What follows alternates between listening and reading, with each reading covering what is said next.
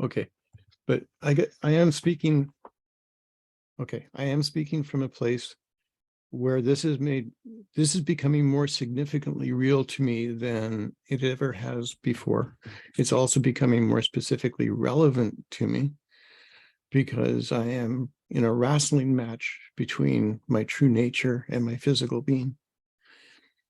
And I know intellectually which is the right one, but I am fully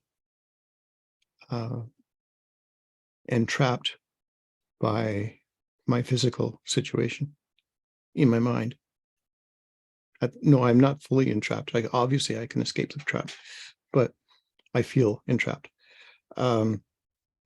Okay, so let me restart what I was saying before. Currently doing review 2 of the workbook, which runs from lessons 81 through 90. And in those review lessons, we review 20 previous lessons, and those previous lessons are lessons 61 through 80. And so each day of the review covers 2 lessons. And those lessons specifically are speaking to our conversation today about what our function is and what we're supposed to be doing here. And the first lesson, 61, says, I am the light of the world. And that's a recognition of the truth of what I am by my creation. God created me. God is light. God is love, life, and light. And as light, he created more of himself, more light, and that's me. I am light. I am the same light as the light of God. I'm an extension of that light. And that light is ever present, never extinguished, never dimmed in heaven, always was, always will be. But here on earth, we don't perceive light, we see darkness. So this lesson says, I am the light of the world, which means my true nature has been created and is now available within this world to shine. That's what I am. The second lesson, 62, says, forgiveness is my function as the light of the world. I'm being told specifically what my function is. And this applies to me and you and everybody. We're here in the darkness of this world to come as the light and forgive. Forgive not in the sense of pardoning somebody's bad actions, because they're not bad people. They didn't do bad. Well, their actions had bad consequences, but that's not who they were. They are also the light of the world. And my job as forgiving is to see that light in them. That's the truth of them that never changed. That's course-based forgiveness, is only to recognize what is real, what is true, the light. And look past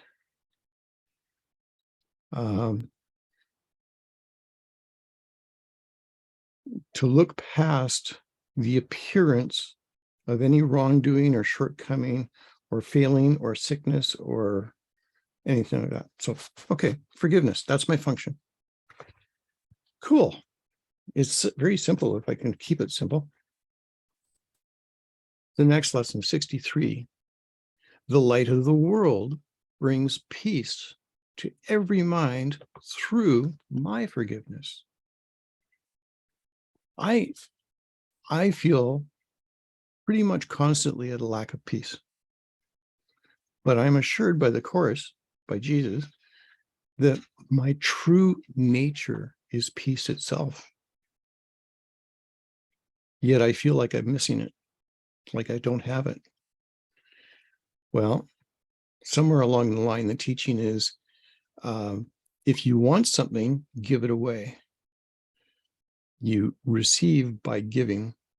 You recognize that you have by giving.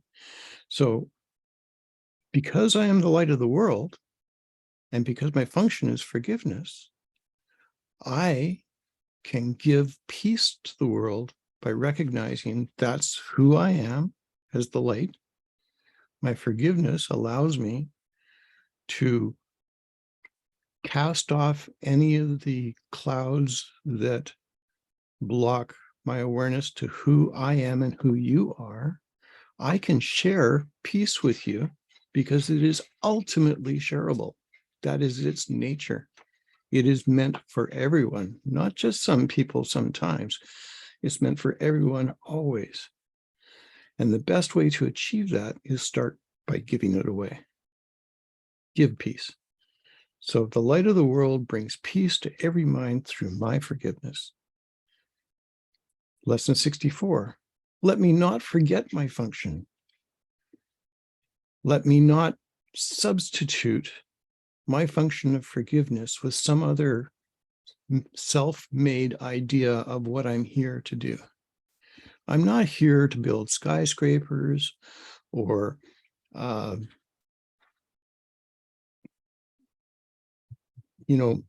meditate in a cave. I am here to forgive and share who and what I am with who and what you are.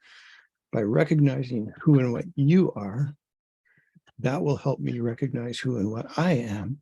And it all comes back to the same source, God, which is nothing but love. God, which is nothing but light. God, which is nothing but life itself. There's no opposites to any of that. Let me not forget my function. My function is forgiveness. That's how I'm going to find my way home. That's how I'm going to help you find your way home, is by forgiving myself, forgiving you, not for errors, or sorry, not for wrongdoing, but simply for errors of my mind. In my mind, I have been mistaken about who I am.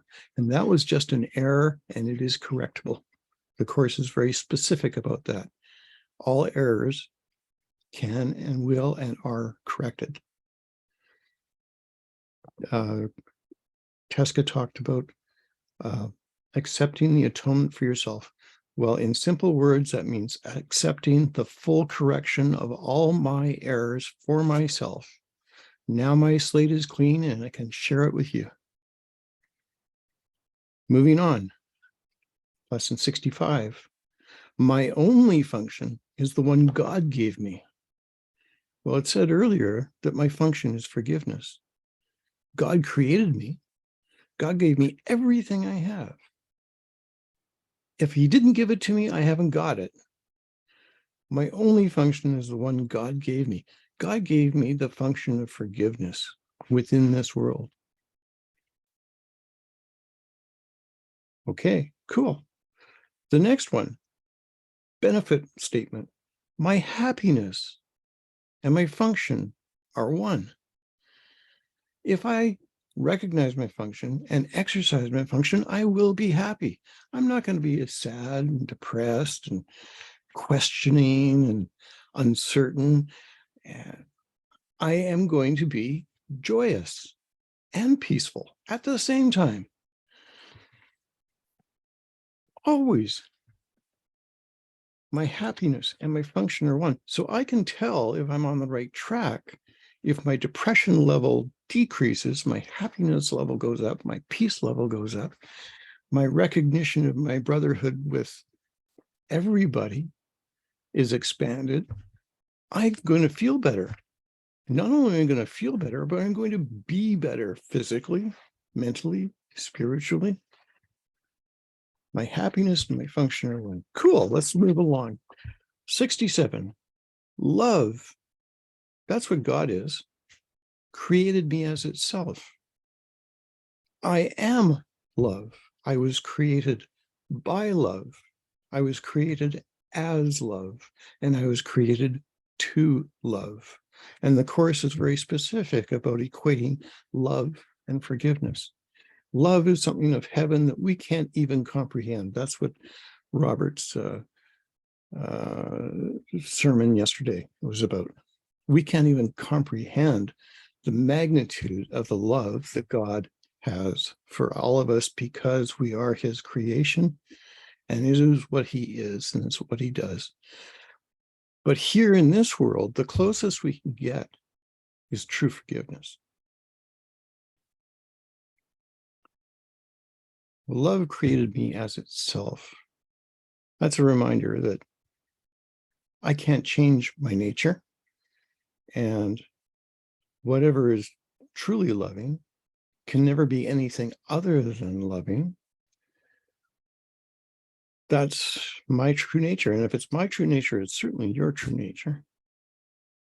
Next lesson, 68. Love holds no grievances.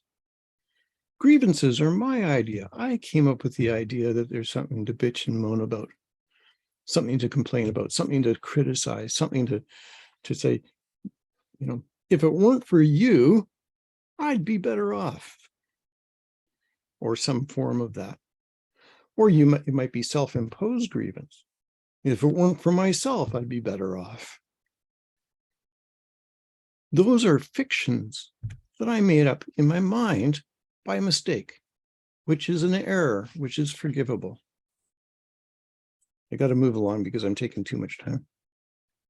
Lesson 69. My grievances, those things that love doesn't hold, but I do, my grievances hide the light of the world in me. They hide my true nature. I can't see who I am. How can I see who you are as long as I hold a gripe? In any form. That gripe could be mild, the mildest of irritations. It could be boredom. It could be just not paying attention to my brother when they're speaking, because I got better things to think about. That's actually a barrier to me. And if it's a barrier to me, then I can't fully extend to you.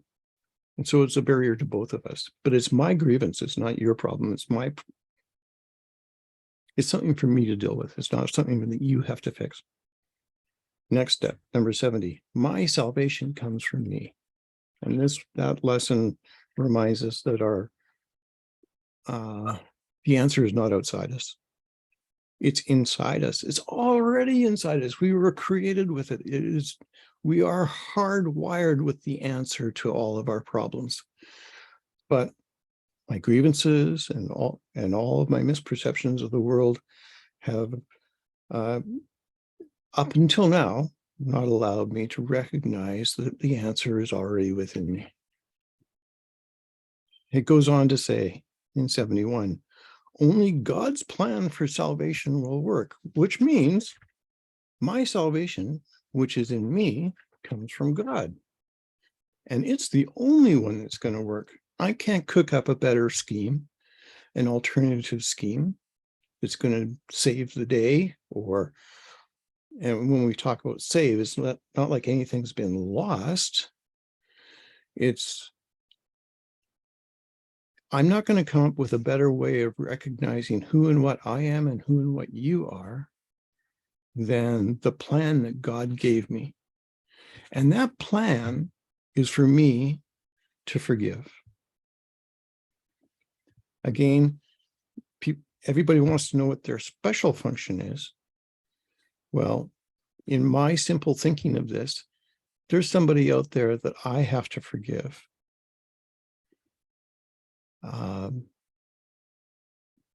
It's not your job to do that. That's my special function. But my general function is to forgive.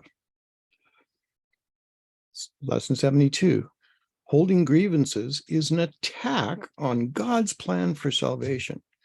So this is back to grievances and talking about what a barrier that is. And the introduction of the course says, the course aims at removing the blocks to the awareness of love's presence, which is your natural inheritance. And those blocks are, in short, our grievances. So holding a grievance is an attack on God's plan for salvation. God's plan for salvation is that I am saved and I recognize it, and therefore within this world I forgive any concept that I am not already saved and you're not already saved. Those grievances are a direct attack on that plan. Move on to 73. I will there be light. Well, he already told me that I am the light of the world. Now it's my job to actually actively accept that, actively accept the atonement for myself. It has to be a conscious step that I undertake. And I have a story to tell, a relevant story of my own experience that put this in perspective for me, that makes it very meaningful. It may not be meaningful for you. My special activity might speak directly to my experience. You'll have to come up with your own perhaps, but maybe if I share mine, it'll help. But first, I'll just really quickly finish these lesson reviews, and then I got to tell you the experience that I had 1 week ago. I will there be light. I have to join my will with the will of God, which God is the light. So I have to join my light with God's light consciously by my decision. 74. There is no will but God's. So here I'm talking about joining my will with God's will. Well, here's a simplifying statement. There's no other will to join. I could think I could join my will with the will of the ego, but that's just spinning my wheels, because the will of the ego doesn't even exist. As powerful as it seems to be, there is no other will for me to join with except God's will. And so let me choose to do that. 75, the light has come. Now it's starting to dawn on me. It is true. I am the light of the world. God is the light of the world. We are the light. You are, if he and I are the light, you and I and he and you are light. We are all light. That's all there is. It's nothing but light. There's no darkness. Keep going. 76, I'm under no law but God's. This is a powerful one if you read the original lesson, because it's explaining that all the bullshit we make up in life about how the rules of how the world works, none of those are actually laws. They're just ideas and customs and traditional things we do and suspicions and whatever. Real laws can't even be negotiated. They operate, period.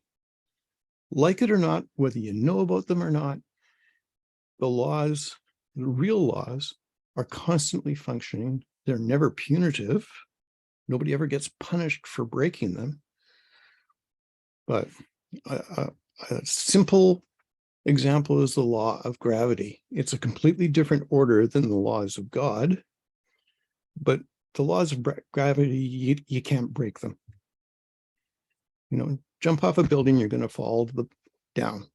That's what happens with gravity. A law of man, you can break it with impunity. We see it all the time. You can get away with it because there are no actual consequences. But a law of the universe functions regardless. It's just how it works. And I'm under no laws but the laws of God, which means there's nothing I can do that God's laws don't cover for me. And God's laws are never punitive. They're never going to chastise me for breaking them.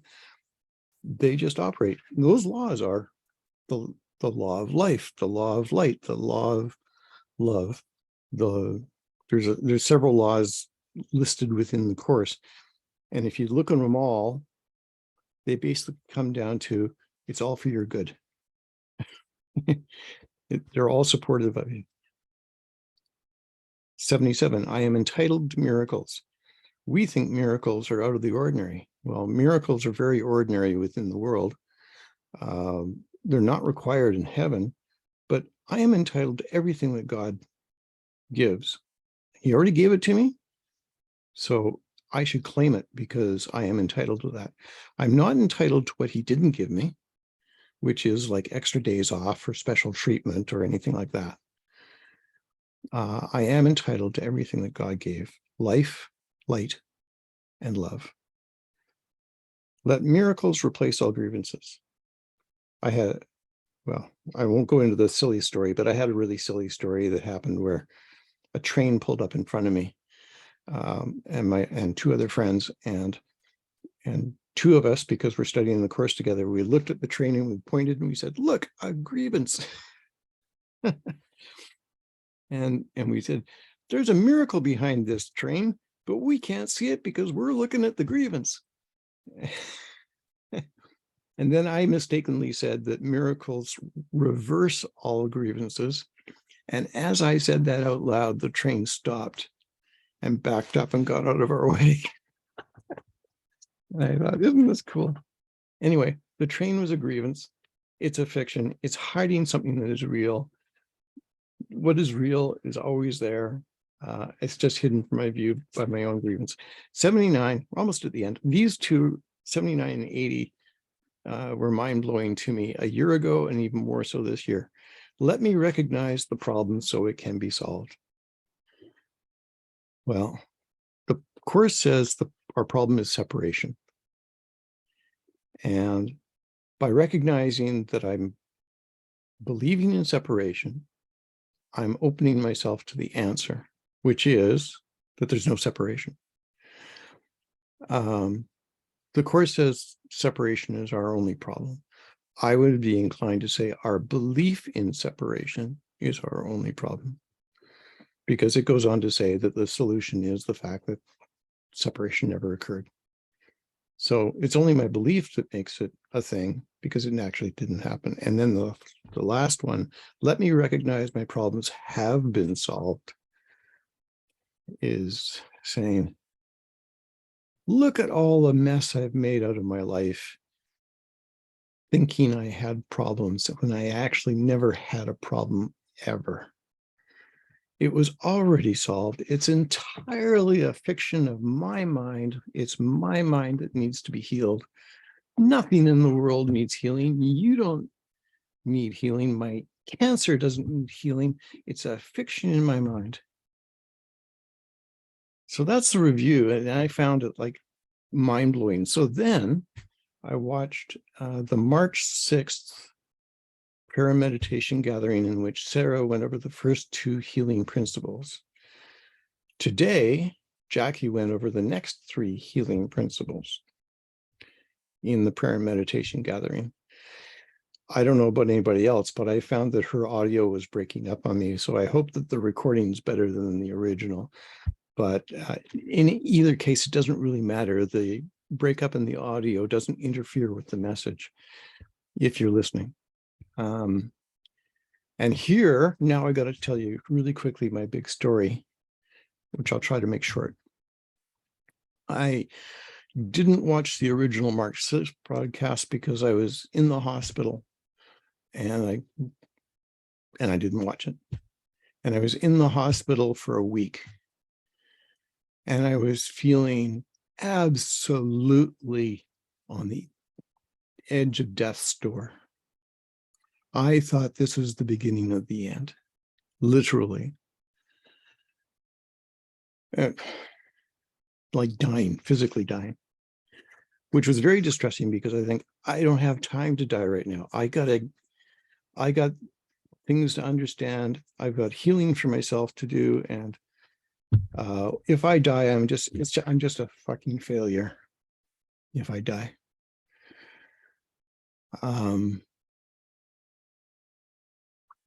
And I did a chemo treatment. Can't remember the exact date. I think it was the following week. I did a liver biopsy on the 6th. I spent a week in the hospital. I got out of the hospital. I did my first chemo on the Tuesday, 2 weeks ago.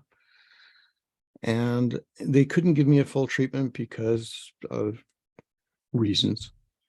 And they told me that they would skip my next treatment because the first one wasn't effective. So why do the second one? And I'm saying to them, why are we doing chemo at all?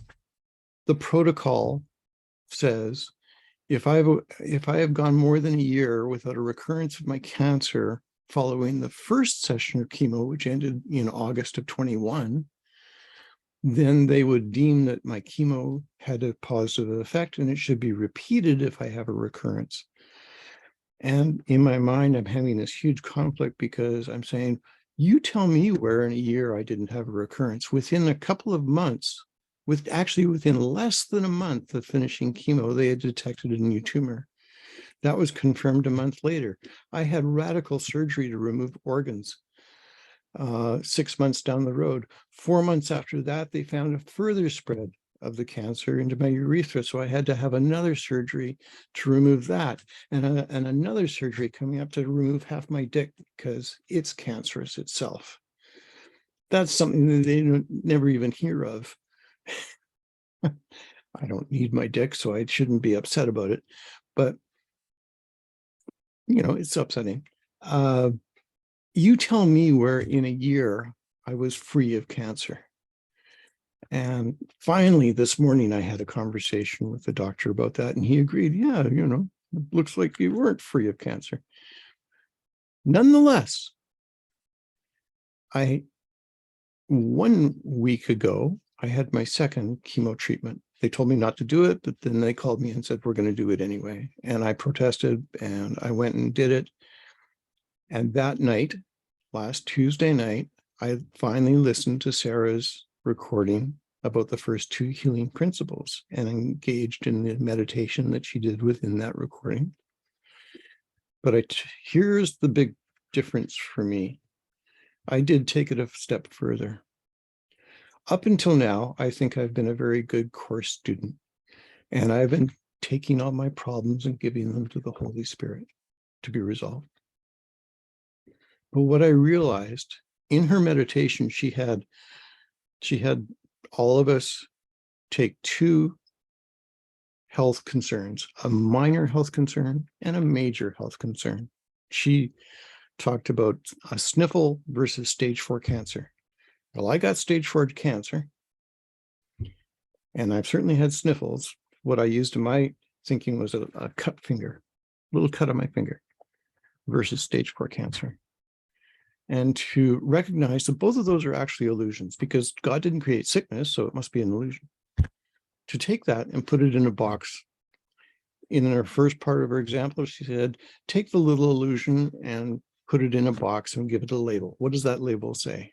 And mostly people come up with stuff like small stuff, nothing to worry about. Take the big problem, put it in a box. What does the label in that box say? And pretty much everybody would say, big deal, life-threatening, incurable, whatever. But both of them are illusions.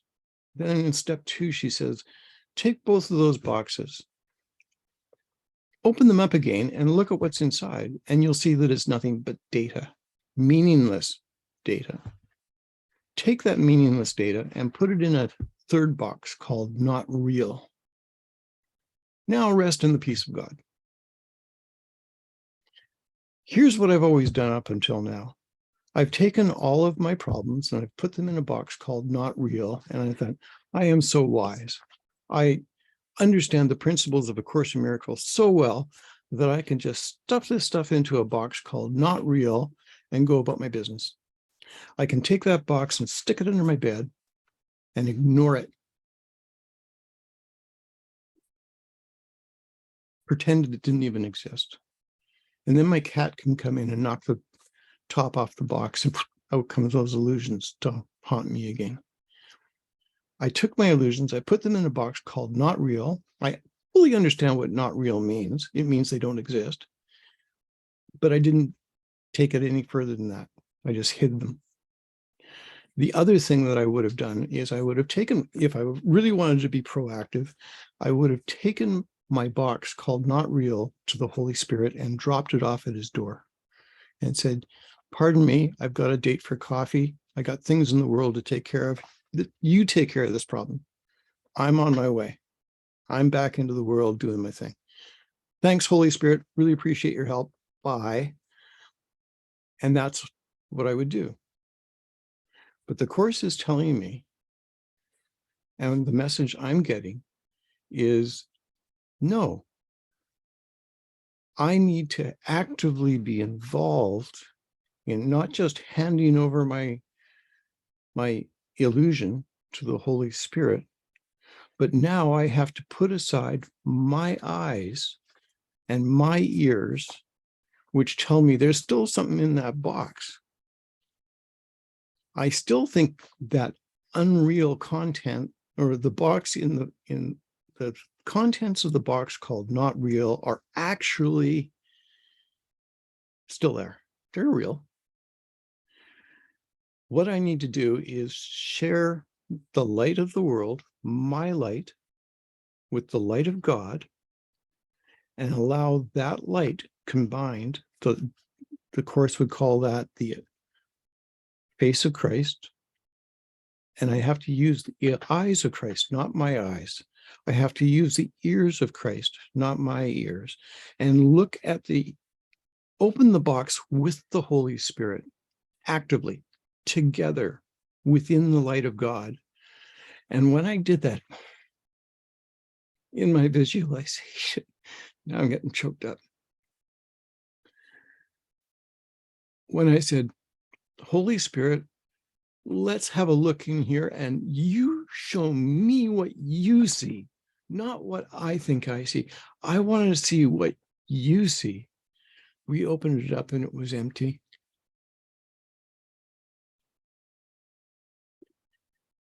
And I woke up last Wednesday morning for the first time in 2.5 weeks, feeling better.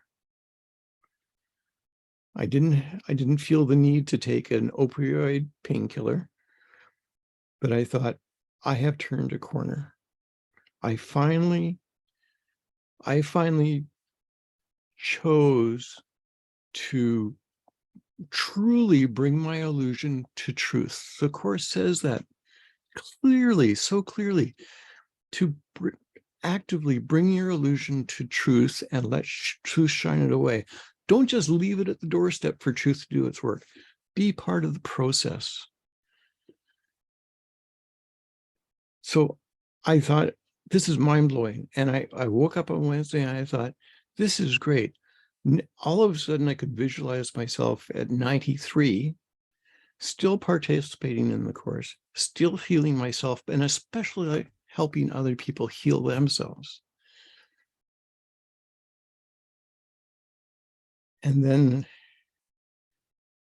a very wise spiritual friend of mine asked me, do you think the chemo had an effect? Because this is like the day after the chemo treatment. And I said, well, I prefer to think it's my corrected mind that has the effect, but maybe it was the chemo. And this morning I had a conversation with one of my oncologists, and he said quite clearly, it would appear that the second chemo had a positive effect. And the appearance is certainly, that's absolutely the appearance. And it may actually be the fact that on the physical level, the chemo has had a positive effect. It hasn't solved my problem, but it's on the physical level, it's had a positive effect. And so therefore we should continue the chemo and then eventually move on to immunotherapy, which has a 1 in 5 chance of having a miraculous effect. And it has a 1 in 6 chance of having a disastrous effect. So you roll the dice on that one. But up until now, I've thought we are totally wasting our time with chemo. We should move on to immunotherapy, because at least I've heard good stories about that. And I've already proven to myself that chemotherapy doesn't work. Well, maybe it does. I don't know. So now I'm in a conflicted state. I want to be spiritual. I want to understand that my reality is entirely non-physical. But at the same time, I have to respect the physical terms of reference of the world that I live in. And my analogy has always been, if I want to have a useful car, I should service it. I should take care of it. I should, if it's got a flat tire, I should fix it. If it needs an oil change, I should change the oil. If it needs chemo treatment, I should give it chemo. It's a tool to be used while I'm here. And it's nothing more than that. I am reconciling myself with the idea that if my body wears out before I think my function has been fulfilled, that's not a problem. I will fulfill my function because God gave it to me, and anything that God gives me can't be interfered with. So I will fulfill my function, whether it's with this body or another or something else in between, who knows? All these things are abstract ideas, but I am conflicted between accepting that, doing the work on the physical side is meaningful enough to continue doing it, and without scaring the shit out of myself by saying, well, if I just cancel treatment, if I cancel my blood pressure pills, if I cancel my opioid painkillers, if I cancel all that because trusting God, well, that's like leaving my problems under the bed. I got to do something more active. I have to take that fear, that uncertainty, and take it back to the Holy Spirit and say, Holy Spirit, let's us look at this together. And don't let me only see it with my blinders on. Let me see it with your eyes. I want to see it the way you see it. And if I can do that, then I will see the truth, and the truth will save me. And that is the end of my sermon.